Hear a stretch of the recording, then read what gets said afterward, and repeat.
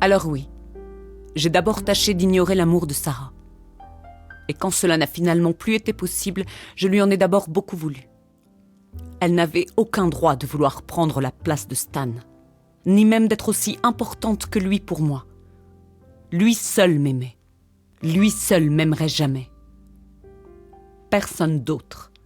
Et certainement pas une petite pleureuse de bâtarde. Je l'ai détestée pour ça. J'en étais prête à l'abandonner, à m'enfuir d'elle, et tant pis si cela devait signifier la laisser entre les griffes de ma mère. Après tout, c'est tout ce qu'elle méritait finalement. Mais je n'ai pas réussi à partir, pour tout un tas de raisons que j'aurais moi-même du mal à expliquer. Peut-être pourtant, parmi celles-là, il y avait déjà le fait que je sentais que j'étais malgré moi finalement disposée à l'aimer. À ma grande surprise. Ce que j'ai fait un jour. Ce jour-là où j'ai donc finalement accepté d'aimer Sarah. Tout en m'en défendant d'abord, face à moi-même, puisque devant les autres, bien sûr, je jouais déjà depuis longtemps le jeu de la mère aimante. En ne cherchant plus à m'en défendre bientôt. Cet autre jour-là où j'ai alors découvert la liberté d'être moi-même. Où je me suis enfin autorisé ce privilège-là.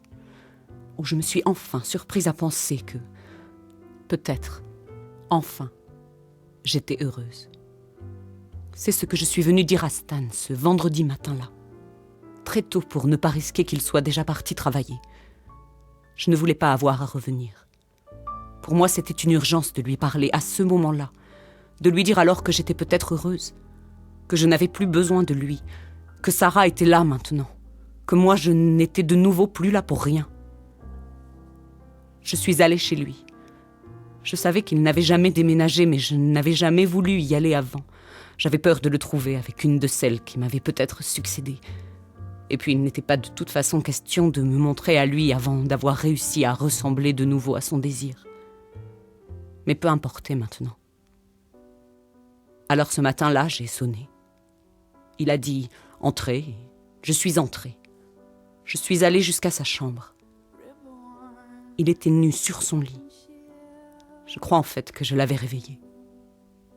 Il n'a pas eu l'air surpris de me voir. Je lui ai tout dit. Un peu maladroitement sans doute, mais je n'ai rien oublié. Lui n'a rien dit. Et je suis partie, rapidement, je n'avais rien à ajouter. Et puis c'est vrai de le revoir, de le revoir nu. Même 15 ans plus tard, c'est vrai, j'étais troublée. Tout comme j'ai été troublée quelque temps plus tard dans ma cellule, lorsque j'ai soudainement réalisé que ce vendredi-là, 15 ans après un autre vendredi, pour la première et dernière fois, c'est moi qui suis sortie de sa chambre. Et que c'est lui cette fois, peu de temps après, sans doute que j'en sois sortie, qui a cessé de vivre. Je ne sais pas d'où provient la robe qu'on a retrouvée dans sa bouche, Madame la Présidente, mais vous pouvez me croire, ce n'était pas la mienne. Ma robe, vous savez, c'était elle, à cause de toutes mes souffrances. Alors j'avais fini par la brûler, 6 mois plus tôt, dans un accès de colère contre Stan, en me disant que, comme ça, ses souffrances s'arrêteraient peut-être. Je l'avais aussitôt regretté, d'ailleurs. Maintenant, je ne sais plus. Je crois que j'aurais aimé la garder. En souvenir de Stan, vous comprenez? Gun shy and quivering,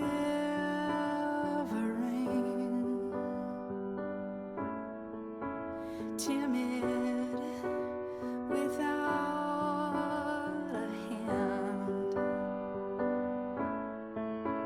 faint brave with steel intent,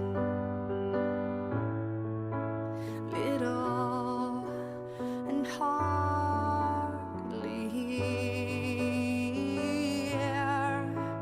Day one,